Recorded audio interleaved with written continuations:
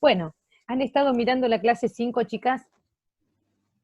Son los dos PDFs que dejaste, uno que era con fecha del 2010 y el otro el ABC de 1998, o al revés. Esos son los dos textos, pero yo les dejé también la clase 5 en PDF, y que está, Cintia, mira, Yo no la vi. ahí se las comparto Yo perdí. para guiarnos. Ahí estamos. Ahí están viendo ustedes, este es lo Sí. tengo en doc, pero a ustedes se los colgué en PDF. La puse, la clase 5 tiene que ver con los enfoques de enseñanza. Ustedes ya estuvieron viendo en las clases anteriores, estuvimos viendo la didáctica, qué es, de qué se ocupa.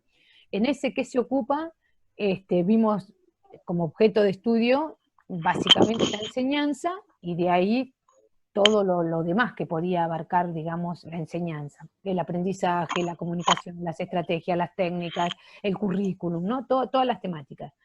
A su vez, después empezamos a relacionar, anteriormente también vimos la evolución de la didáctica, y una vez que nos metimos con la enseñanza, empezamos a decir, bueno, una cosa es la enseñanza en sentido general, otra cosa es la enseñanza en sentido específico, la enseñanza en la escuela, la enseñanza formal, que es para la que nosotros nos habilita el título, y luego vamos a seguir trabajando con definiciones de enseñanza más elaboradas.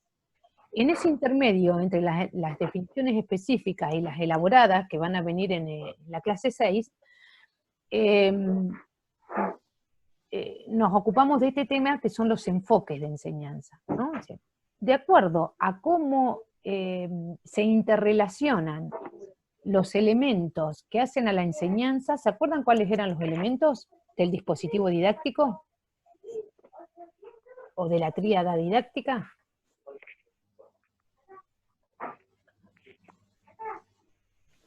¿Cuáles eran los 3 elementos que están en la tríada?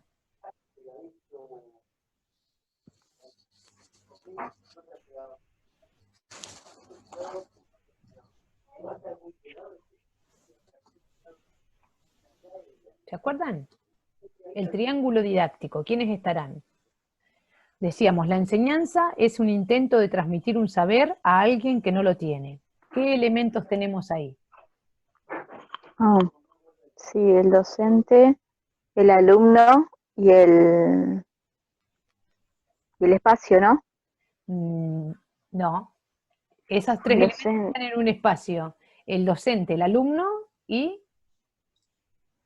Perdón, capaz que no había ido, no entendía la pregunta, recién me claro, siento. Sí, yo también no lo había entendido. Estamos hablando de, o sea, que se necesitan, o sea, para que se dé la enseñanza, se necesita alguien que sabe, alguien que no sabe, y el saber en sí mismo. Muy bien, el saber, el tercer punto del triángulo saber. Es el conocimiento o saber.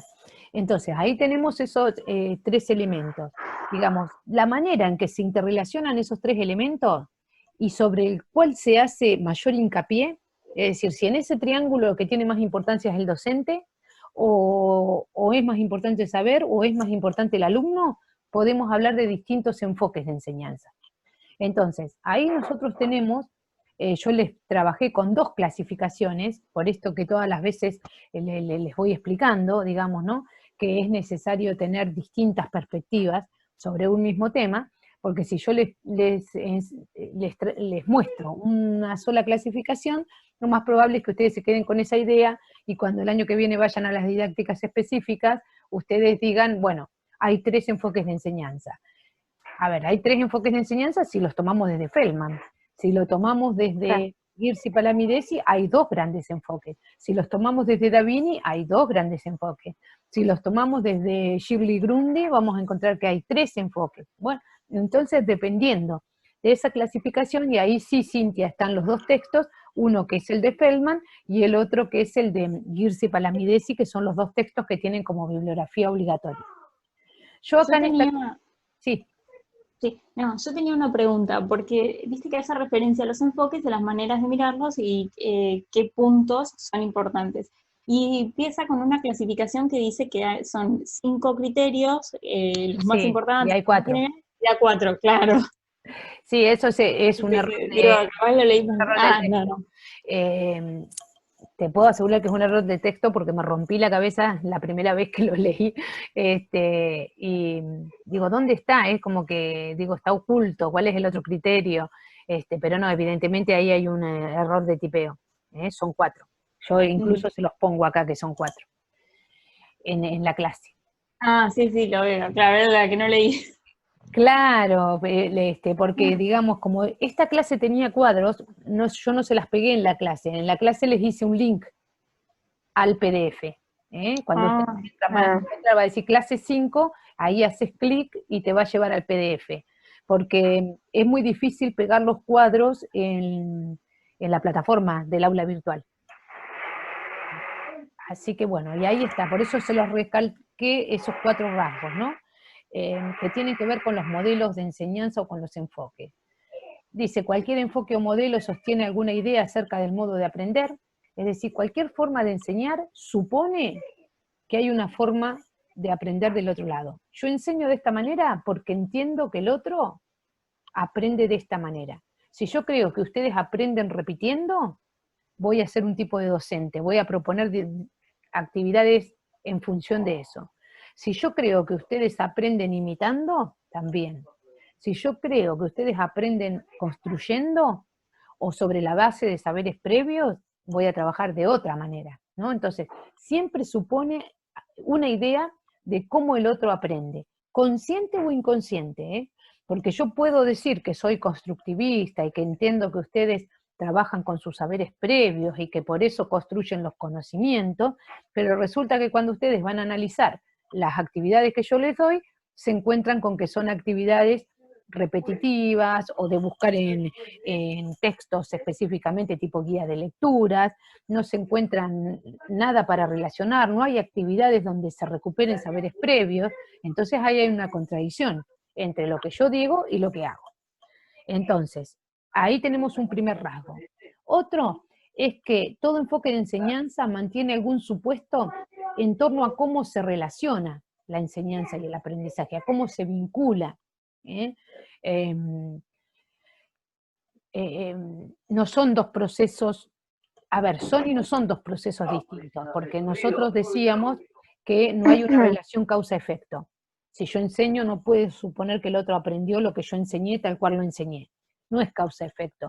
Pero sí, dicen los autores, hay una relación ontológica, una relación de origen, en la cual se supone que la enseñanza existe porque también existe el proceso de aprendizaje. Entonces, hay una idea ahí de una relación entre la enseñanza y el aprendizaje. No puedo pensarlos desvinculados. Pero eso depende, ese vínculo también te da características de un enfoque o de otro. No es lo mismo que yo piense que la enseñanza funciona como una guía para que el otro aprenda, a que yo crea que la enseñanza funciona como una instrucción, ¿no? Yo te doy instrucciones para que vos aprendas. Si vos las tomás o no las tomás, es otra cosa. A que nosotros creamos que es una guía. Y cuando nos metemos en creer que es una guía, hay guías y guías. Una cosa es decir, chicos, acá tienen este material, hagan, y otra cosa es generar materiales para acompañar en ese hacer, ¿no? Una cosa es un docente que guía, pero que también se hace escuchar, porque obviamente, supuestamente tenemos un saber, una experticia que ustedes no tienen, ¿no? Se supone que yo ya soy profesora de ciencias de la educación y que tengo, digamos, saberes pedagógicos didácticos, puedo hacerme escuchar con ustedes, ¿no? Ante una duda, una consulta, si no estaríamos siempre, busquen, vayan a los textos, consulten, ¿sí? Ahí hay otra relación del guía. Una cosa es el guía que acompaña y otra cosa es el guía que, el laissez-faire, dicen algunos autores, ¿no? El dejar hacer, que también es un posicionamiento, dejar que el alumno descubra por sí mismo. Otro rasgo que se relaciona con el anterior dice, cada enfoque otorga un cierto valor a la responsabilidad que tiene que asumir la enseñanza y el que enseña, ¿no? Bueno, ¿qué efecto tiene mi enseñanza en los estudiantes? Y en ese sentido, ¿cómo me responsabilizo de eso? Yo creo que un buen ejemplo es este tiempo que nosotros estamos viviendo, tiempo de pandemia. Uno como docente, al estar desde su hogar, puede tomar decisiones con respecto a cómo se implica en esa práctica, porque es la verdad que nosotros tenemos una serie de directivas, desde los equipos directivos, pero no tenemos una obligación de, por ejemplo, mantener clases sincrónicas, asincrónicas, subir videos, subir guías, subir trabajos prácticos, subir... Cada docente, y ustedes lo estarán viendo, se maneja según sus propias decisiones, ¿no? Probablemente también encuentren cierta coherencia, pero pongamos el ejemplo, que yo quisiera subirles nada más que las clases, hasta ahora subimos 5 clases, estaríamos bien para trabajar lo que es la primera parte del tramo 1, fuimos llevando más o menos el cuatrimestre, y yo digo, bueno, yo les subí las clases y les facilité los textos, ¿no? Esa es una forma. Y otra cosa es distinta a decir, bueno, también vamos a generar algún encuentro sincrónico en la medida de lo posible, les voy a subir algún video explicativo, guías de lecturas, algún trabajo práctico, un trabajo práctico en el que implique saberes previos, y también podría haber hecho muchas más cosas, ¿no? Yo hice lo que creí que podía hacer y lo que creí, lo que voy creyendo que está sirviendo, digamos, ¿no? Quiero decir que ahí hay una responsabilidad de parte del docente que puede ser de distintos grados. Ahí podemos hablar de responsabilidad chiquitita, mediana, ¿no? Depende de cómo el docente se implique. Y a lo mejor, si yo hubiese subido nada más que las clases escritas, ustedes pueden pensar, ay, qué profesor, qué profesora poco responsable con la enseñanza, nos tira las clases y punto.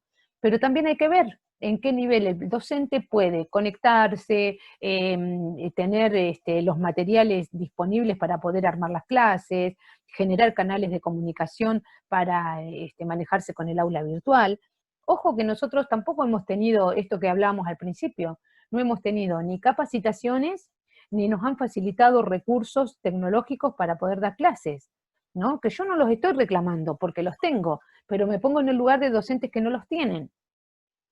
Entonces, es como muy relativa la responsabilidad. Por eso dice Daniel Feldman que es uno de los rasgos a tener en cuenta, el nivel de responsabilidad. Después podríamos hablar al revés, el nivel de responsabilidad del estudiante con las propuestas de enseñanza. ¿Cómo lo valoramos? ¿Cómo lo evaluamos? ¿En qué nivel lo ponemos? ¿Cómo puedo saber yo el nivel de responsabilidad de ustedes solamente mirando las veces que se conectan al aula virtual? No es justo eso, porque lo que me estaba diciendo recién, estaba diciendo Flor, decía, bueno, yo me pregunto a mis compañeras cómo hago para meterme al foro, el foro no me sirve, bajo los materiales, nos pasamos los materiales, toda esa parte uno se la pierde si se va a manejar solamente con los datos cuantitativos de las veces que te conectás al aula, ¿no? En el instituto también al principio habían dicho que iban a controlar la presencialidad nuestra por el aula virtual. Y yo me enojé muchísimo, porque yo el primer tiempo, como ya saben ustedes, no tenía conectividad acá en el campo, y hacía lo que podía para, me movía, iba hasta un pueblo, hasta lo de un vecino, hasta algún lado, y yo decía, yo me conecto una vez por semana, pero esa vez que me conectaba, capaz que estaba 10 horas trabajando, y yo digo, ¿qué van a pensar? ¿Que me conecté un rato? ¿Comprenden esto que estoy diciendo? Es muy relativo. Entonces, el nivel el valor que se le da a la responsabilidad también es un rasgo, ¿no? Igualmente, ¿se puede evaluar? Sí, claro que se puede evaluar, por la propuesta que hace el docente y también por el compromiso que toma el alumno con esa propuesta. Y otro de los rasgos que muestra es el peso relativo que en el enfoque se da a lo que podemos llamar la planificación o la interacción. Yo diría la planificación y la interacción, que constituye el cuarto rasgo. Digo esto ¿por qué? Porque hay como dos niveles, un nivel prescriptivo, ¿sí? Esto que uno planifica, y lo que realmente se logra en la interacción, o lo que se logra en la acción. Esas dos cuestiones tienen que ver con el enfoque, porque yo puedo planificar de una manera a lo mejor muy estructurada, y después la clase tiene otras características. O al revés, planificar que voy a tener una propuesta abierta, flexible, dinámica, y después cuando voy a trabajar con ustedes soy sumamente rígida.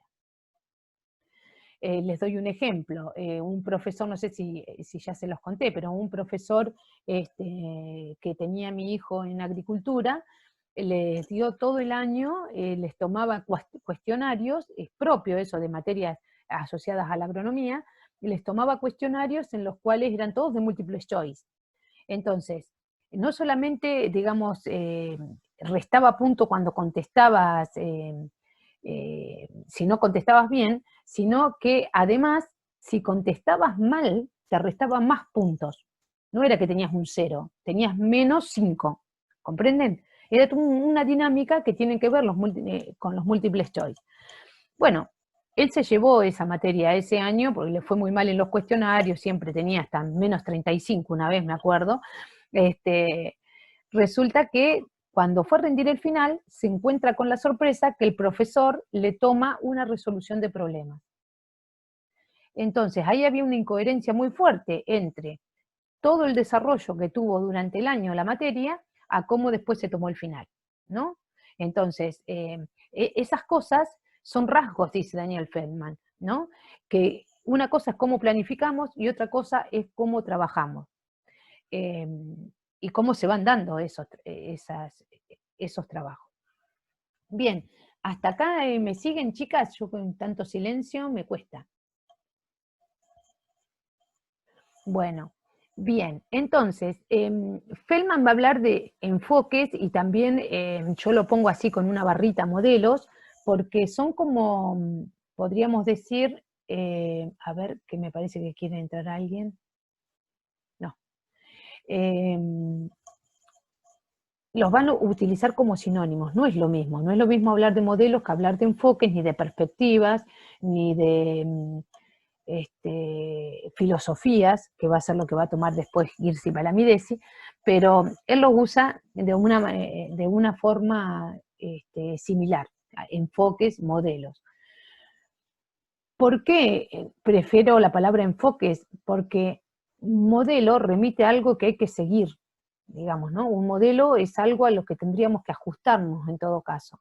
Y los enfoques son más propios de las características que va adquiriendo una forma de enseñar, ¿no? Y que también, dice Daniel Feldman, no son puros. Esto lo van a decir todos los autores que nosotros trabajamos que clasifican modelos de enseñanza o enfoques de enseñanza, que no existen los modelos puros, sino que existe una combinación de ambos modelos. Lo que pasa que por ahí sucede que predomina uno u otro. Ahí estamos con una explicación muy similar a cuando trabajamos las dimensiones de la didáctica, que nosotros decíamos, las dimensiones están las tres, pero predomina una. Entonces, si hablamos de una didáctica que está pensada para buscar métodos, técnicas, para que las prácticas sean más eficientes, ahí predomina lo prescriptivo. Si vamos por una didáctica que intenta comprender el fenómeno educativo para actuar sobre él, estamos en un enfoque más descriptivo explicativo, en una dimensión, perdón. Entonces, acá con los enfoques pasa lo mismo, no los vamos a encontrar en forma pura, sino que vamos a encontrar características y vamos a decir, acá predomina, ¿no? Si nosotros analizamos, les doy un ejemplo, no sé, una clase de los Simpson, ustedes todos deben haber, algunas habrá que son fanáticas, otras que no, pero todos hemos visto algún episodio de los Simpson, ¿verdad? Bueno, ahí tenemos, quédense pensando en eso, después vamos a ver qué tipo de enfoque predomina, ¿no? Pero ahí podemos encontrar diferentes enfoques. De hecho, vamos a utilizar para la próxima clase, para hacer un análisis, vamos a utilizar uno de los episodios de Los Simpson, creo que es el episodio 18 de la temporada 3, si no me equivoco, que se llama Vocaciones Separadas. No sé si alguno se acuerda, es aquel episodio donde Lisa Simpson le hacen un test vocacional a todos, y a Lisa le sale que va a ser ama de casa. Entonces ella se enoja mucho, y bueno, se enoja mucho, y pasan un montón de cosas. Así que lo más probable es que... están chateando, sí, ahí se acuerdan. Bien, entonces vamos a usar ese episodio para analizar los enfoques. Me parece que va a estar peor. Bueno, En estos 3 enfoques yo lo que les pedí a ustedes es que hagan un cuadro de doble entrada. Alguna de ustedes me consultaba. A mí me parece que esas son estrategias de aprendizaje, ahí sí no son de enseñanza, sino que de aprendizaje. También sería de enseñanza si yo lo estaría usando para mostrarles a ustedes el cuadro de doble entrada. Pero yo, digamos, cuento con que hay gente que ya sabe lo que es un cuadro de doble entrada y hay gente que no sabe, ¿no? Porque están en primer año. Entonces, todas las consultas que puedan hacer, por más tontas que les parezca, las hacen, porque un cuadro de doble entrada no es lo mismo que hacer un cuadro sinóptico. El cuadro sinóptico es el de la llavecita, un mapa conceptual es el que tiene palabras claves, nexos, flechas, ¿no? Tiene determinadas características, y en el caso del cuadro de doble entrada, justamente tiene dobles entradas, en el cual, en este caso sería, por un lado estarían los enfoques, y por otro lado las características. Yo digo eso, capaz que alguno de ustedes hace al revés, pone los enfoques en línea vertical, digamos, y en la línea horizontal decide poner descripción, nada más, ¿no? Y ahí le quedan las 2 entradas, pero es una forma de comparar, a lo que también podríamos decir un cuadro comparativo, ¿no? Entonces, me parece que esa es una herramienta que les puede servir y mucho para caracterizar estos enfoques. También van a encontrar similitudes con lo que estén haciendo en pedagogía, probablemente estén viendo las teorías. ¿Cómo van con pedagogía? No tenemos docente en pedagogía. Ay, no. Sí, así que estamos esperando, no sé. Ay, qué pena. Bueno, no, digamos, se van a ver, se van a poner al día. Yo digo así porque hay muchos contenidos que van medio a la par. Entonces, cuando uno trabaja los enfoques, van de la mano de las teorías pedagógicas más amplias, a lo que yo le puedo dar un marco, pero no es lo mismo que ustedes tengan que estar abordándolo en las 2 materias y van haciendo las relaciones ustedes. Pero bueno, va a ser al revés, cuando vayan a pedagogía y tengan que ver, y vayan a ver las teorías pedagógicas, ahí van a encontrar relaciones con la evolución de la didáctica, porque va a aparecer la escuela tradicional, va a aparecer la escuela nueva, y va a aparecer el tecnicismo, y van a aparecer las pedagogías críticas, ahí van a encontrar relaciones, y lo mismo va a pasar con los enfoques. El enfoque ejecutivo, si nosotros lo llevamos a la didáctica, se relaciona con una didáctica clásica. Si el enfoque terapeuta es un enfoque que se relaciona con la escuela activa, o con la escuela nueva, que es un sinónimo. Y el enfoque liberador con las teorías críticas o con la didáctica desde las perspectivas críticas. Claramente se pueden reconocer. Entonces, por un lado teníamos estos 3 enfoques, que a mí me parece que son básicos, claros, sencillos para que ustedes los puedan hacer. Probablemente, si no hay una actividad que nos implique así algún tipo de obligatoriedad, es difícil que ustedes lo estén abordando, porque tienen tantas cosas que hacer que lo van dejando, y yo lo comprendo, digamos, ¿no? Por eso yo digo, les voy a poner una actividad que la vayamos trabajando ahora, y ya veremos cuál es la fecha de cierre que le vamos a poner. Estos 3 enfoques para mí no van a ofrecer ningún tipo de dificultad. Claramente van a reconocer ustedes las características de cada uno de ellos, y van a poder identificarlas en el video que veamos, o si analizamos una imagen, o si volvemos a las imágenes que trabajamos en el práctico 1, que dicho sea de paso, ya los estoy haciendo las devoluciones. Yo acostumbro a hacer todas las devoluciones fuera de línea, y cuando las tengo todas, las subo todas juntas, porque si no, entre ustedes empiezan a decir, me llegó la devolución de la profesora, y capaz que tardo 3 días en terminar todas las devoluciones. Entonces, cuando están todas, ahí me pongo 2 horitas, 3, y subo todas las devoluciones. Eso para que ustedes estén sabiendo. Después les aviso también por el chat para que ustedes vayan y se fijen.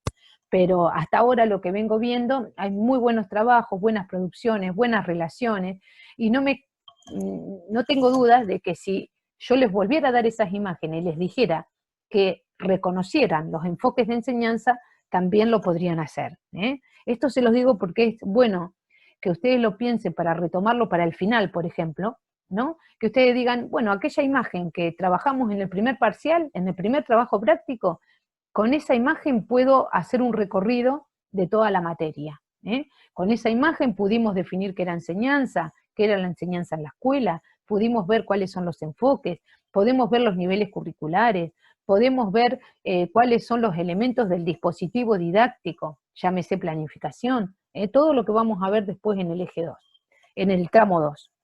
Bien, muy bien. La segunda clasificación que yo les traje, bueno, a mí me encanta, pero sí es más intensa, digamos, ¿no? Es como que tiene otra profundidad.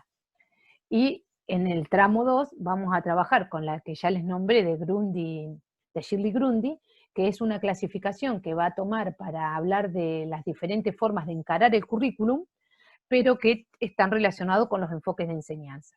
Quiero decir que estos saberes son básicos para poder avanzar en el tramo 2. Bien, cuando yo hablo de tramos, estoy suponiendo que ustedes saben que la materia está dividida en 2 tramos. Tramo 1 y tramo 2, y que ustedes pueden aprobar uno independientemente del otro. Puede que aprueben uno y desaprueben otro, ¿no? Esa es una dinámica que tiene el profesorado que es muy interesante, es como que el tramo 1 es el primer cuatrimestre, el tramo 2 es el segundo cuatrimestre. Y a fin de año puede pasar que alguien tenga que recuperar uno de los 2 tramos, o que tenga que recursar incluso el año que viene uno de los 2 tramos. No nos va a pasar a nosotros, pero yo les digo para que ustedes lo tengan como posibilidad. Pónganle que se les complica en el segundo cuatrimestre y quieren dejar didáctica. No están dejando didáctica, están dejando el segundo tramo de didáctica, porque el primer tramo ya lo hicieron, ¿sí? Y eso es interesante de que ustedes lo tengan en cuenta para planificar sus cursadas.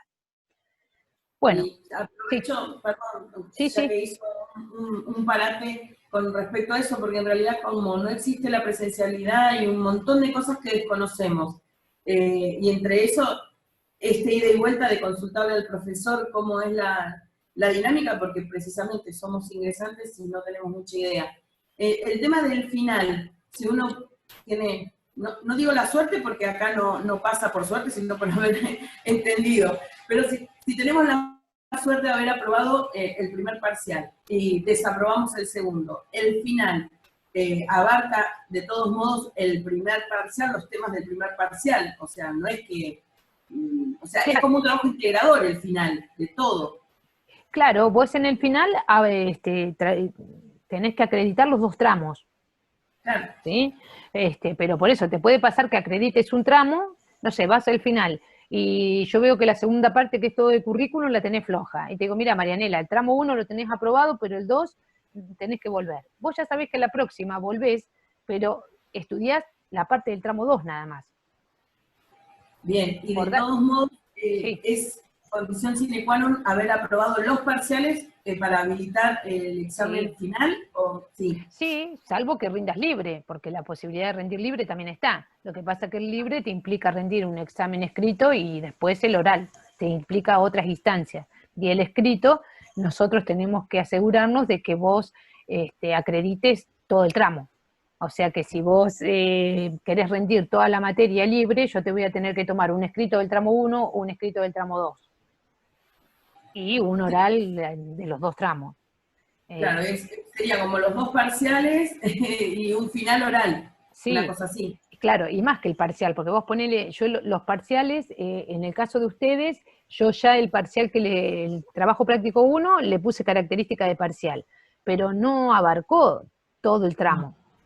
En cambio, si vos vas a libre, yo en esa misma consigna que te di, te voy a incluir los enfoques de enseñanza, las definiciones elaboradas, todo lo que todavía nos falta ver del tramo 1. Entonces, es más que, si vos rendís libre, es más que los 2 parciales. Todo no se puede tomar, pero quiero decir, va a haber un recorte de contenidos más abarcativo, ¿no? Pero bueno, quiero decir que tienen muchas posibilidades, no piensen que por ahí en el caso de alguna de las compañeras, porque no digo las que están conectadas, por ahí son las que pueden seguir con la materia, pero si tienen otros compañeros que están complicados o que quieren dejar o que se sienten frustrados, recuérdenle esto, que hay muchas posibilidades, que lo analicen, que lo conversen con nosotros, con la preceptora. Laura en eso los acompaña y mucho. Bueno, son cosas, digamos, que se hablan, como ustedes dicen, en la presencialidad lo hablamos mucho con los primeros, todo esto, ¿no? Mate de por medio, a las nochecitas, y bueno, y ahora no se está dando porque encima los encuentros sincrónicos son pocos, cortos, se corta, para usar las mismas palabras, entonces es complicado. Bueno, a ver si están preguntando algo por el chat. Ah, sí, con la misma contraseña volvemos, sí. Cuando se corte. Bien, ahora cuando volvamos vamos a seguir un poquito con lo de las filosofías de la enseñanza, que por ahí es un poquito más complejo, y yo acá les proponía otra herramienta de aprendizaje, que es que elaboraran un mapa conceptual. O sea, con el otro texto un cuadro de doble entrada y con un mapa conceptual. También puede ser un cuadro comparativo, lo que a ustedes les sirva, pero digamos como herramientas para ir apropiándose de los conocimientos o de los saberes. Laura, Sí. volviendo brevemente al otro texto del comienzo, yo me hice una pregunta. Cuando habla de los, dice supuestos sobre la relación entre enseñanza y aprendizaje, y está nombrando los enfoques facilitador, bueno, ahora no encuentro nada, pero me hice un parate ahí para consultarte sobre el aprendizaje autónomo. O sea, no sé por qué lo vi como que no está contemplado en ningún lado, y existe también el autodidacta. ¿Cómo lo ven? Bien, yo porque por ahí se está cortando y va a quedar la explicación a la mitad, pero claro, ahí está hablando de los tipos de aprendizaje, para después empezar a hablar de los enfoques de enseñanza. ¿Por qué decís vos que no está?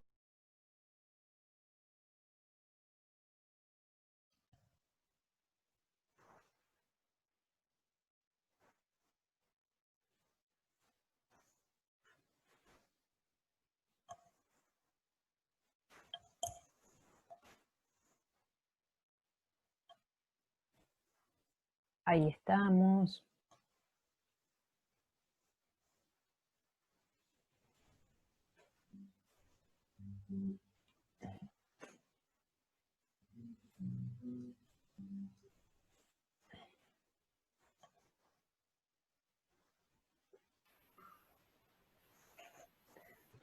Bien, ahí estamos.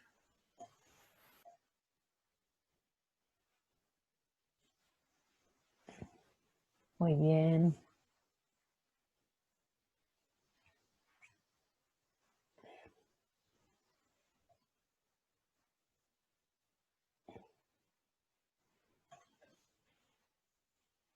Sofi, Gabela. Ahí te pudiste comunicar. Ahí te pudiste conectar. Sofi, ¿tenés parientes acá por la zona rural de Pelicurá? No, porque hay muchos Gabela, pero con doble L. Ah, sí. Lo que pasa es que mis abuelos vinieron de España y en realidad es con B corta y doble L. Y acá cuando lo anotaron lo pusieron mal. Sí, con B corta nunca lo había visto, tenés razón. Bueno, muy bien. Con respecto a esta pregunta que me hacía Marianela del aprendizaje autónomo, digamos, podríamos decir que es importante tenerlo en cuenta, especialmente en este contexto, digamos, ¿no? Por ahí es más fácil pensar el aprendizaje autónomo con aquellas personas que tienen herramientas de aprendizaje, ¿sí? Y es distinto a pensarlo, digamos, aprendizaje autónomo como característica humana la tenemos todos, ¿no? Con distintas, podríamos decir, condicionalidades, pero el aprender de forma propia, yo diría que es hasta condición necesaria para cualquier otro tipo de aprendizaje. Porque si nosotros, ustedes más adelante van a estudiar en psicología lo que es la teoría sociohistórica, que para mí es fabulosa, con Vygotsky, que él va a decir que nosotros aprendemos a nivel intrapersonal e interpersonal, al interior nuestro y con los otros, ¿no? Podríamos decir, este momento en el que nosotros estamos atravesando, ustedes están en un momento social, porque estamos interactuando entre nosotros, y cada una de ustedes estará haciendo su proceso introspectivo de aprendizaje, ¿sí? Ahora, ese aprendizaje autónomo está andamiado por la propuesta, por el contenido, ¿no? Por eso nosotros hablamos de la tríada. Por ahí, no sé, Marianela, si habías tomado algo específico del texto, si lo tenés ahí a mano. O sea, me parecía justamente por lo que decís, por el contexto en el que estamos todos, creo que estamos un poco atravesados por ese tipo de aprendizaje, y no lograba verlo identificado en ninguno de los 3 enfoques que citaba justo acá en el texto de mediador, facilitador y de negación o algo así. Entonces no lograba identificarlo, y creo que está bueno contemplarlo, y más en este contexto en el que estamos todos, que a la fuerza se genera claro. todo de aprendizaje. Digamos que por ahí no está con las palabras, pero en el enfoque mediador, justamente en esto que yo te decía de andamiar, es cuando aparece eso de autonomía, ¿no? Mirá, vamos por ejemplo, con esa propuesta que yo les hago de hagan un mapa conceptual o un cuadro comparativo, que son cuestiones básicas, sencillas si se quieren. Pero ¿para quién es básica y sencilla? Para el que tiene la herramienta, ¿no? Mirá, el año pasado yo en el segundo cuatrimestre doy didáctica en la universidad para las chicas del profesorado de inicial y de primaria. Tengo 100 de inicial y de primaria todas juntas. Entonces, como primera actividad, nosotras les pedimos un mapa conceptual de un texto que damos al principio, que era el texto el de Ruth Harf, el que ustedes ya estuvieron viendo, que tiene las definiciones, las dimensiones, bueno, un mapa conceptual de ese texto. De a pares, o sea que nos entregaron 50 mapas conceptuales. Digo nos entregaron porque la universidad, tengo ayudante de cátedra, entonces somos 2. De esos 50 mapas conceptuales, ninguno era un mapa conceptual. ¿Por qué? Cada cual hizo lo que le pareció que era un mapa conceptual. Algunas hicieron un resumen, otras hicieron una síntesis, otras habían armado cuadraditos y adentro le habían puesto información.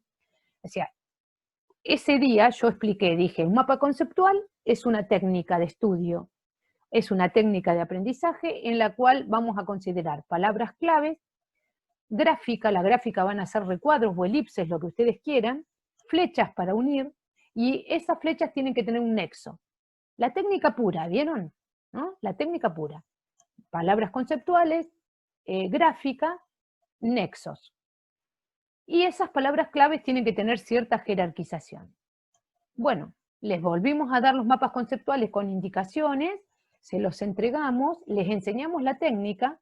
Cuando volvieron, habían cambiado el 100%. Entonces, ahí vos tenés que un aprendizaje, digamos, ellas ahí aprendieron a hacer mapas conceptuales. La próxima vez, no necesitan que le esté explicando la técnica, porque ya se la aprendieron. A lo mejor en lugar de poner una palabra clave van a poner 4, o van a poner una oración, una frase, no importa, porque después uno adapta la técnica para lo que mejor nos sirve como aprendizaje.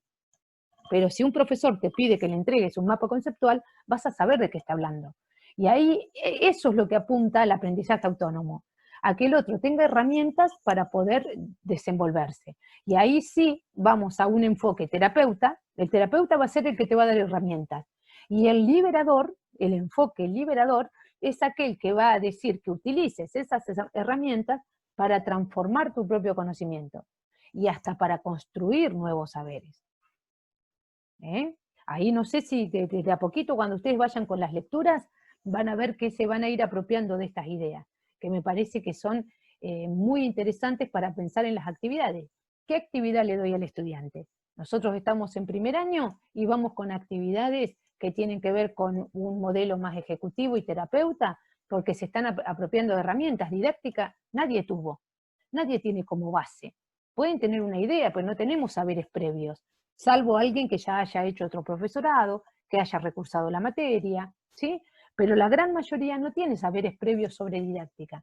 Y entonces nosotros lo que tenemos que hacer es empezar, no vamos a empezar de cero porque siempre hay algo, pero sí tenemos que ir con consignas básicas, donde ustedes se apropien de las herramientas. Ahora yo veo que ustedes se apropian de las herramientas y tengo que avanzar un poquito más. Tengo que ir porque ustedes construyan. Entonces, vamos a ir avanzando de manera que una cosa es que ustedes analicen una imagen y otra cosa es que produzcan una imagen. Una cosa es que analicen un video y otra cosa es que produzcan un video. Una cosa es que analicen una clase a que tengan que planificar su propia clase, ¿no?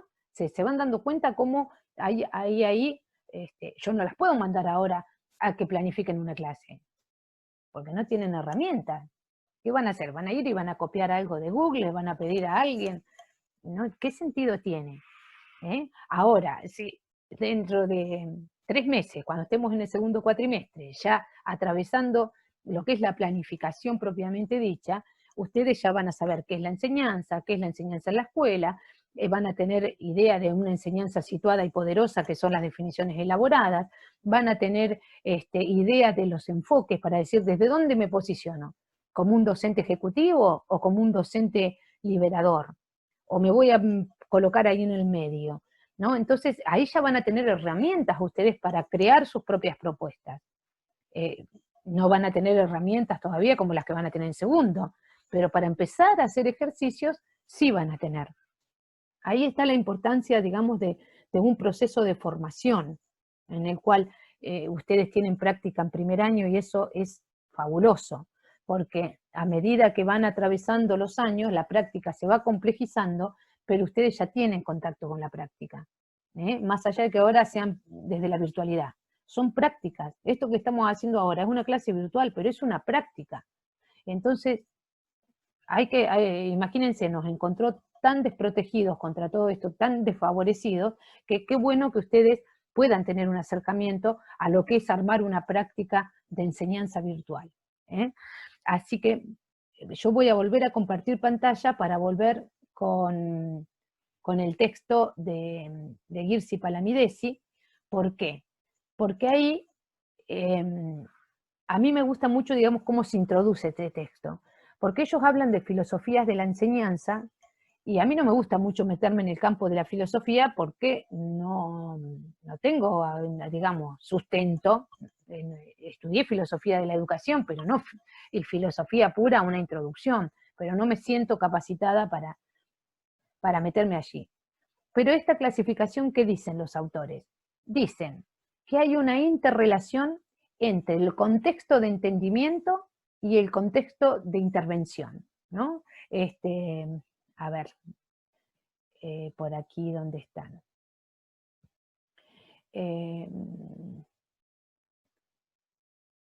El contexto de entendimiento y el de intervención, lo dije bien, porque a veces mezclo las palabras.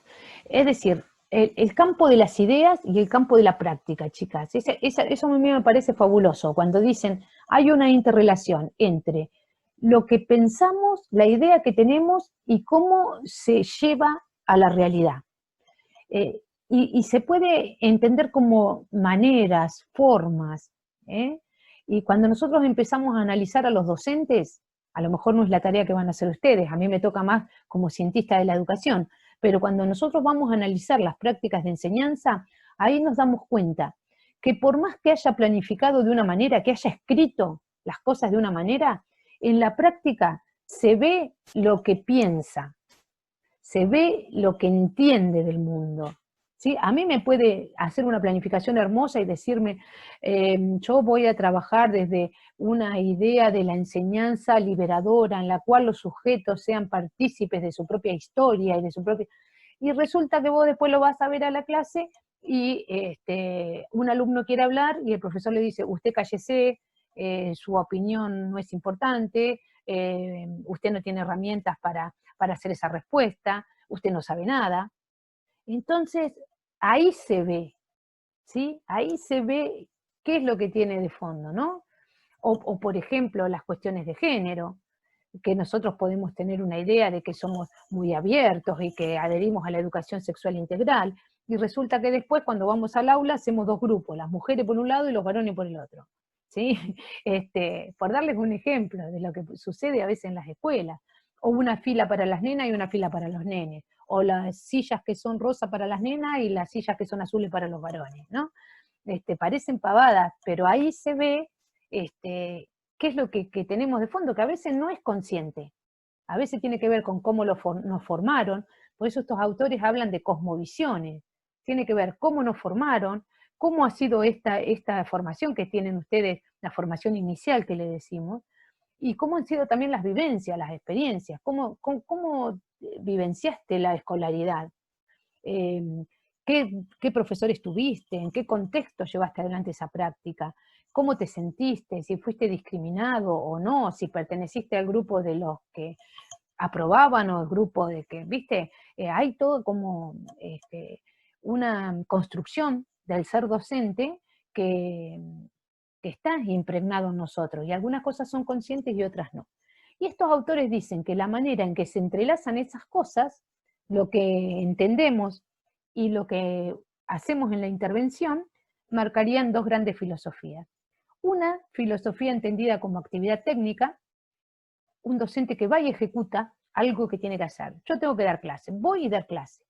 Pero por otro lado está el otro docente que ve a la enseñanza como una actividad artística y política. Es decir, un docente que crea sus clases en función de los estudiantes que tiene. Un docente que va a personalizar sus propuestas en función también de los condicionantes que tiene, ¿no? Y pensemos ahora, ustedes, un grupo numeroso a través de la virtualidad, primer año, en una materia que yo es la primera vez que la doy así en formato de 2 tramos, que había estado 2 años de licencia y ahora vuelvo, ustedes tenían muchas expectativas de hacerlo en la presencialidad, y bueno, y nos tomó esta situación bien. Todas esas cosas se entrelazan y el docente las toma y hace una propuesta original y creativa. Cuando digo original, quiero decir única y irrepetible, solamente para ustedes. Vamos con otro ejemplo. Yo obviamente tengo didáctica en el 86, en el profesorado de educación física y con ustedes. Yo no les voy a mentir, uso de base las mismas clases, porque para mí es optimizar, los contenidos son los mismos, porque tenemos que ver campo y objeto de la didáctica, tenemos que ver las dimensiones, tenemos que ver el objeto de estudio, o sea, los contenidos básicos son los mismos. Ahora, el cómo se resignifican, con ustedes analizamos determinadas imágenes, especialmente a lo mejor que tienen que ver con el nivel medio, porque el profesorado de ustedes habilita básicamente para el nivel medio y también para el superior, ¿verdad? ¿Nivel medio solamente? Ahí me entró la duda a mí. Pero bueno, básicamente para el nivel medio. Y con los chicos de educación física utilicé imágenes en las cuales hay profesores de educación física. ¿Para qué van a analizar ellos una maestra jardinera dando clase o una maestra dando matemática? Si a ellos lo que les interesa es la educación física. Entonces, con esa pavada sola, más allá de que podría hacer cosas mucho más personalizadas, tengo 2 grupos de 70 cada uno, entonces trato de personalizar aunque sea con esas pequeñas cosas. Los ejemplos son de educación física, las citas que utilizo de la didáctica tienen que ver con la educación física o con la enseñanza. Si voy a utilizar un caso, va a ser un profesor que está enseñando natación o que está enseñando gimnasia, ¿no? Y en el caso de ustedes va a ser un profesor que está enseñando lengua. Para darle ejemplos muy grosos, grosos en el sentido de brutos, ¿no? De general. Pero un docente que va a pensarla como actividad artística y política va a decir, me tengo que posicionar, tengo que trabajar con los estudiantes cuestiones que permitan que el estudiante se posicione. Pero para posicionarse tiene que poder fundamentar, tiene que poder saber, tiene que conocer teoría. Si yo ahora a ustedes les pregunto qué tipo de docente quieren ser, y se van a quedar pensando. O sea, cuando mucho me van a decir, me gustaría ser como aquella profesora que tuve de lengua que me enseñaba tal cosa, o como aquel profesor que tenía en filosofía, me darían algún ejemplo más ligado al sentido común, pero no me podrían decir qué tipo de docente quieren ser. Ahora, cuando lleguemos al final, lo más probable es que sí puedan decirlo, y que puedan fundamentarlo. Me gustaría ser un profesor artístico porque si lo tomo desde Gibbs puedo decir que es tal cosa, o si lo tomo de Feldman, sería un docente liberador, que trabaja para que el alumno construya sus saberes, ¿no? Entonces ahí lo podrían fundamentar. ¿Sí? ¿Me voy explicando con esto, chicas? Es muy, muy lindo este capítulo de Girsi Palamidesi. Es muy lindo, pero son esos textos, el de Feldman con una lectura, y si ustedes tienen habilidad para hacer un cuadro comparativo, lo que fuera, lo van a poder resolver enseguida. Este tal vez les requiera 2 o 3 lecturas, de esas que uno dice, ¿acá qué quiere decir? ¿De qué está hablando? Con contextos de entendimiento, contextos de intervención, ¿de qué está hablando con filosofías de la enseñanza? ¿A qué le llama filosofías de la enseñanza? Bueno, ustedes verán que en este texto yo no les puse guía de lectura, porque lo que intenté fue incluir en la clase estas 2 estrategias de aprendizaje, el mapa conceptual y el cuadro comparativo, que probablemente cuando hagamos otro trabajo práctico, digo trabajo práctico porque seguimos con la virtualidad y los trabajos van a ser domiciliarios, yo no les quiero pedir trabajos en tiempo real, porque la gente no se puede conectar, ni ustedes ni yo, digamos, ¿cómo aseguramos que si yo les doy 1 hora para que hagan un cuestionario o para que hagan un examen para entregar en tiempo real, van a poder hacerlo con las condiciones que corresponden? Entonces, bueno, lo más probable es que vayamos con otros trabajos prácticos y que esos trabajos incluyan estas herramientas. Cuando incluimos estas herramientas, yo generalmente también pongo alguna especificidad. ¿De qué hablamos cuando hablamos de mapa conceptual? ¿De qué hablamos cuando hablamos de cuadro comparativo o de cuadro sinóptico o de esquema, ¿no? Bien, muy bien.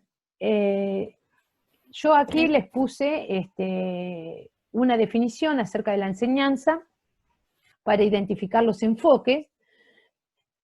Para poder trabajar con esto, nosotros necesitaríamos que ustedes hayan leído los textos. Y ahí no sé cómo vamos. En la parte de... Me corriste la hoja y estaba... la usaba de soporte para consultarte, pero acá lo tengo. ¿Con cuál? ¿La 1? De la filosofía de la enseñanza, Sí. en la parte que es como... Lo toman como una técnica. Sí. A mí me hizo un poco de ruido cuando habla... que es como que deja explícito que está mal que el docente improvise, porque se tiene que ceñir a algo que hizo un técnico, alguien que está especializado.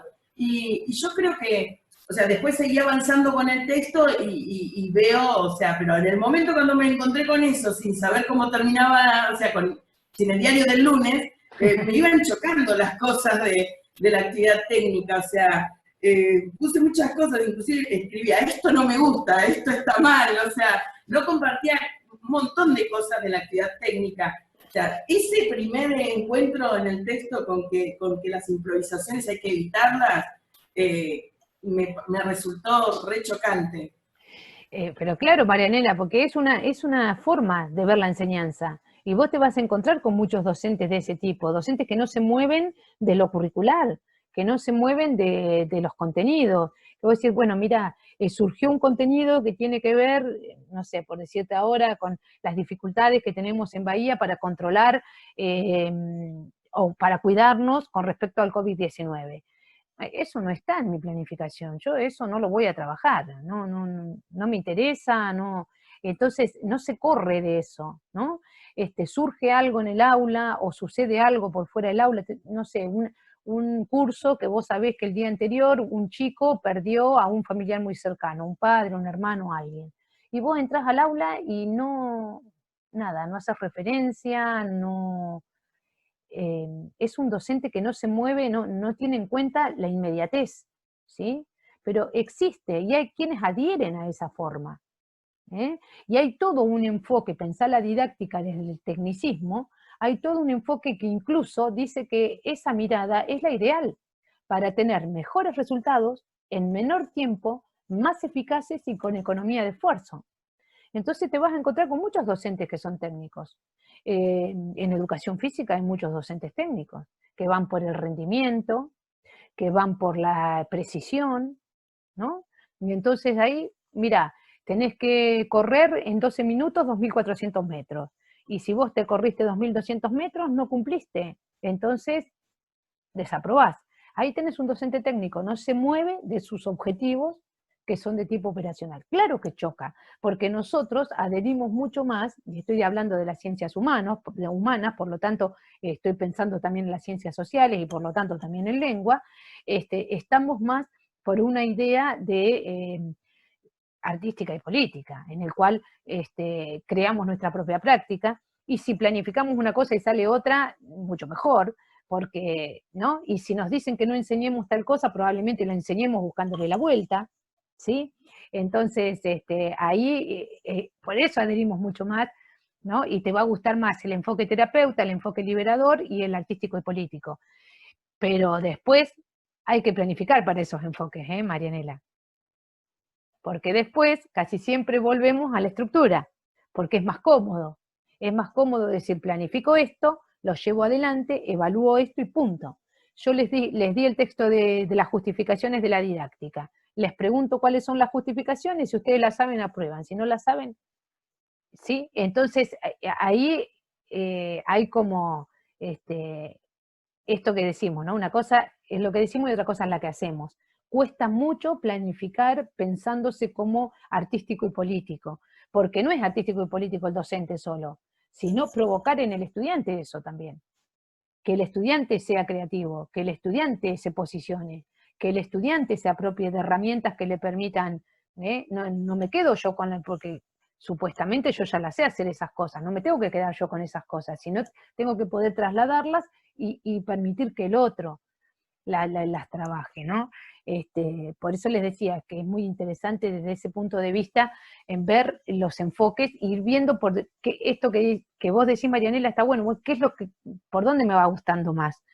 Y entonces te va a gustar un montón el texto de Enseñanza Situada que vamos a ver de Frida Díaz Barriga, que trabaja con eso, y trabaja mucho sobre la reflexión, sobre la práctica, ¿no? Que es sobre lo que vamos a ir avanzando. Así que bueno, yo les proponía ahí 2 definiciones como para que analicemos los enfoques, las miradas, ¿no?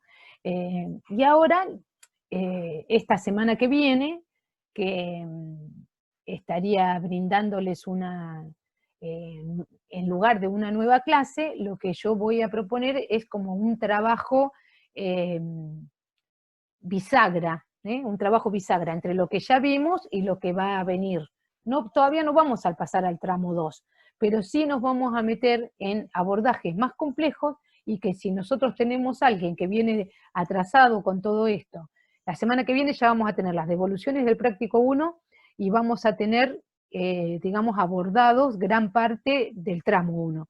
Entonces, con todo eso nosotros tenemos que poder hacer un análisis, y ahí va a aparecer el episodio de los Simpsons que yo les digo, donde les voy a pedir que vamos a retomar enseñanza en la escuela, características de la enseñanza en la escuela, la enseñanza y el docente, y vamos a agregar los enfoques de enseñanza, como para ver si se puede, si estamos hasta ahí, estamos todos, si vamos juntos, ¿no? Como para meternos de lleno en lo otro que es bastante más complejo. Y aquí vamos a ver si lo podemos hacer. Yo lo que veo que les está costando mucho trabajar en los foros, entonces no quiero incluir foros porque ya me di cuenta que no les gusta, que algunos no pueden acceder, que se pierden, que bueno, hay muchos foros en el aula y todo lo demás, así que voy a tratar de proponer a través de otra herramienta, por ejemplo, un mural interactivo. ¿Ya han estado trabajando en murales? Bueno, eso lo podemos trabajar a través de un link, que hasta podemos compartirlo por el WhatsApp, o podemos también compartir a través de alguna plataforma de edición simultánea, tipo la Wiki, que tenemos en el aula virtual también. Bueno, vamos a probar alguna otra herramienta. ¿Por qué? Porque las herramientas que nosotros usamos también son contenido en didáctica, ¿sí? O sea, ustedes también las tienen que aprender para utilizarlas ustedes. Porque además, si cada vez vamos a tener más virtualidad, no se olviden que el virus lamentablemente vino para quedarse. Y cuando se vaya este virus, probablemente venga algún otro.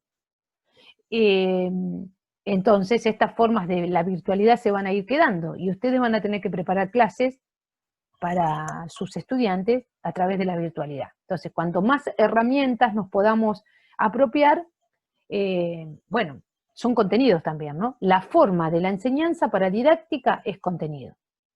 Si ustedes explican, ese es un contenido. Si ustedes proponen una dinámica de grupos, es contenido. Si proponen que los alumnos hagan un mapa conceptual, es un contenido. Si proponen un documento colaborativo, es contenido. Si proponen un foro, es contenido. ¿Sí? Entonces, tenemos que también incluirlos y trabajarlos como recursos. Ustedes me dicen, bueno, los foros no los encuentro, no los entiendo, no. Y tenemos que poder conocerlos, entenderlos y poder hacer un foro. No las voy a poner en esa situación, no se asusten, no las voy a poner, porque a mí tampoco me gustan los foros, pero sí... Perdón. Sí. No, lo que pasa es que, por ejemplo, con el tema del foro, a mí, por ejemplo, me aparecen todas las intervenciones y como 4 o 5 foros, como si todos estuvieran activos. Entonces no sé distinguir cuál es el último foro, o sea, aparece la última intervención. Pero por ahí es más difícil de utilizar en cuanto a eso, en cuanto al tema de las notificaciones y además cómo aparece. Claro, pero eso realmente es porque en el aula tenemos todas las materias juntas. Yo también entro, cuando el aula es mía sola, en educación física tengo aulas mías solas, yo entro y me dice 3 intervenciones y 2 correos internos. Y yo sé que son para mí. Yo ahora entro y me dice 13 intervenciones en el foro. Entro y no son para mí, son para otro profesor, para otra materia. ¿Comprenden? Entonces a ustedes les pasa lo mismo. Entran y ¿cuál es el foro que está activo? Ustedes están haciendo algunas materias y otras no, por lo que tengo entendido, ¿no? No todo el mundo está haciendo las mismas materias.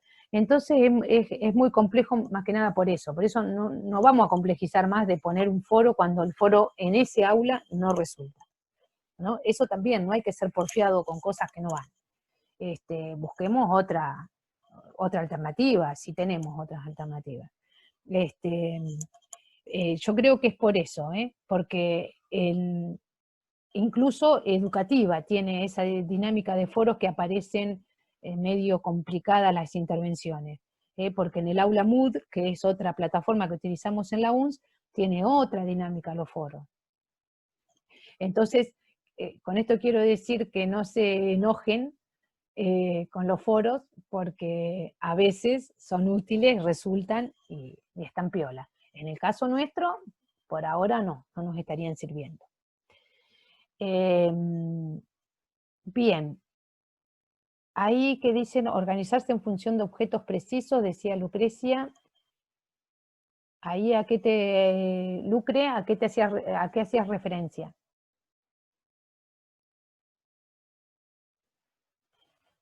No nos está escuchando, Lucre.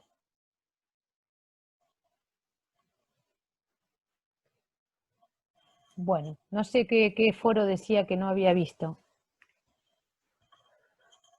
en el chat.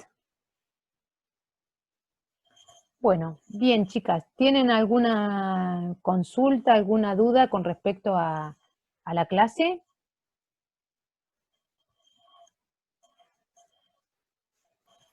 Yo honestamente empecé al revés, porque lo que habías explicado al principio, no había visto que la clase estaba en ese link en azul, o sea que leí los textos y no sabía que había una clase. Así que bueno, si me surge alguna duda, por ahí la pondré en el foro.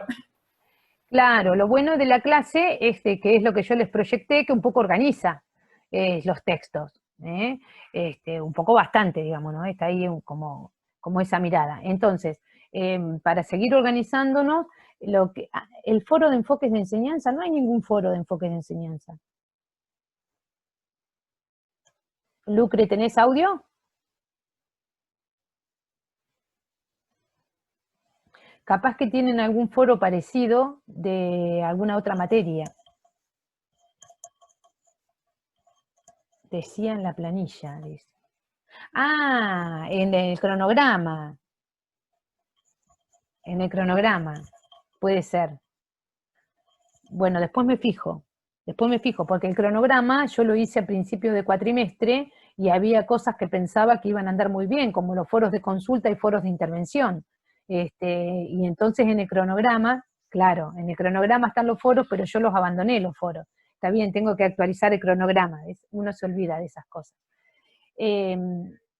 Bien, lo que yo les propongo es que entonces la semana que viene no vamos a tener una nueva clase, porque vieron que subí la clase la semana pasada, nos tocaría la semana que viene. No vamos a subir una nueva clase, sino que voy a subir el trabajo práctico que sería de síntesis de lo que venimos trabajando y un poco bisagra para seguir avanzando. Después ustedes me dirán cuándo podemos tener la otra clase sincrónica, coordinamos con Mari, no sé, Mari ahora no está conectada, sí. Coordinamos con Mari a ver. Sí, ahí le decía que el 7 está. El 7 nos toca. Disponible, creo. Bueno. Sí. Entonces el martes, si les parece, nos podemos encontrar con este trabajo práctico, socializando este trabajo práctico, y así ustedes me dicen qué les parece, ¿no? Cómo lo ven, con cuánto tiempo podríamos estar haciéndolo, si se entusiasman con esa idea, ¿no? Y bien, el 7 y el 21 me dice. Bien, muy bien. Y también quisiera que lean la clase 5 y vean si pueden resolver. Si les surge alguna duda, me dicen. Yo ahora estaba pensando que tengo una ficha armada sobre, dice el 21 es vacaciones ya. Sí, por lo que tengo entendido, habían dicho que del 20 de julio al 31 de julio es el receso invernal, que tampoco sé, porque nos dijeron, uno de los profesores dijo que como estábamos en primer año, nosotros no estábamos afectados a las mesas de exámenes, y por ende nuestro receso iba a ser más prolongado. O sea que no sé cuándo se vuelve a clases primer año. Tampoco nos lo aclararon. Claro, bueno, yo le voy a preguntar y les digo, porque por ejemplo en la universidad tenemos hasta el 31 de julio clase y después tenemos el receso, pero sé que en la universidad quedó desfasado con provincia, así que me tengo que fijar bien el cronograma de provincia, y sí, después de las vacaciones nosotros tenemos 3 semanas de tomar exámenes, y la verdad que les digo que no sé si no van a ser 4, porque tomar exámenes en la virtualidad nos va a llevar el doble de tiempo. Claro, todos me dicen el 21 salimos de vacaciones, pero me parece que ¿De qué? ¿Cómo de va a ser? julio. Nosotros salíamos en agosto, me parece ahora, porque la universidad sale más tarde. Más tarde era, pero ¿qué? Para entrar a... ¿Qué está diciendo? No, por las clases, porque la profesora estaba Claro. consultando cuándo teníamos clase de vuelta. No, de y yo todas le puse maneras, el 21. claro. Todas me dicen el 21 no. Como si supuestamente si hubieran La- tenido la- las vacaciones se respetan Sí, las eso vacaciones. se tiene que respetar. Ah, Sí, el receso hay que terminarlo. Pues tienen 2 semanas, sino ellos preparan las mesas de examen. En realidad ellos no tienen vacaciones en las vacaciones. Perdón, de invierno, yo le los pasé profesores. mensaje No, ellos no. privado El alumno a... tiene. Todas las mesas de examen, pruebas, sí. Todas las nivelaciones. le gusta. Sí, Marianela, a ver. Yo le pasé mensaje privado a la preceptora preguntándole el tema de la fecha del receso invernal. Y por lo pronto lo único que sabía ciencia cierta era esto, que era del 20 al 31 de julio. Le pregunté por los días subsiguientes, que son mesas de examen, y me dijo que me iba a averiguar y que me avisaba. Pero del 20 al 31 ella me dijo que son las vacaciones de invierno. Claro, y yo les cuento cómo es habitualmente. Una semana antes de las vacaciones de invierno ya no damos más clase porque nosotros tenemos que elevar las actas, en las cuales decimos cómo van ustedes, digamos, ¿no? Lo que se llaman los avances académicos, y las preceptoras tienen que generar todo lo que son las actas y además preparar todo lo que es mesas de exámenes. Entonces, generalmente una semana antes de vacaciones no hay clase, y después a la vuelta son las semanas de exámenes, que son 2/3. Entonces, recién yo creo que ustedes van a estar volviendo a fines de agosto. Habitualmente volvemos a principios de agosto, pues yo creo que este año va a ser a fines de agosto. La universidad tiene clases en el cronograma hasta el 18 de diciembre después, así que no sé, se ha corrido todo mucho. De todas maneras, yo le voy a preguntar bien a las autoridades y vemos si nos queda una sola clase o 2 clases. Yo me siento, digamos, satisfecha hasta donde llegamos, porque ahora nosotros haríamos este trabajo práctico, presentaría una clase 6 en lo que queda, que es la de los enfoques de enseñanza elaborada, y ahí terminaríamos el tramo 1 nosotros. Así que para mí misión cumplida, en lo que sería el abordaje. Después se podría La haber parte de la enseñanza, se dio la parte de la enseñanza, Claro. el aprendizaje es otro tema.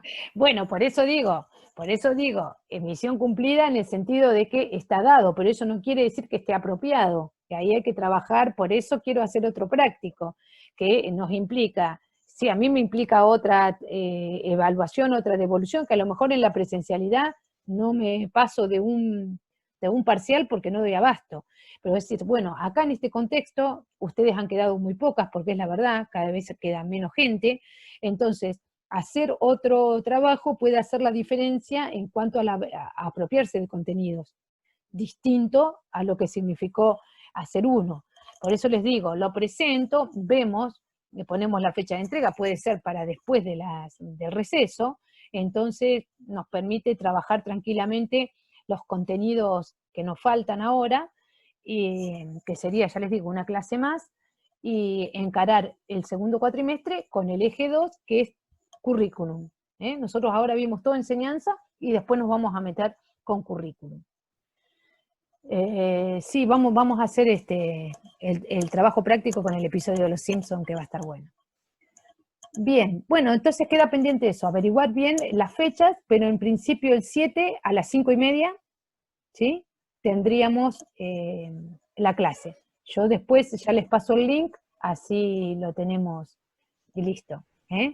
Y ahí nos ocupamos de trabajo práctico. Y ustedes lean la clase 5 y los materiales, así podemos intercambiar así más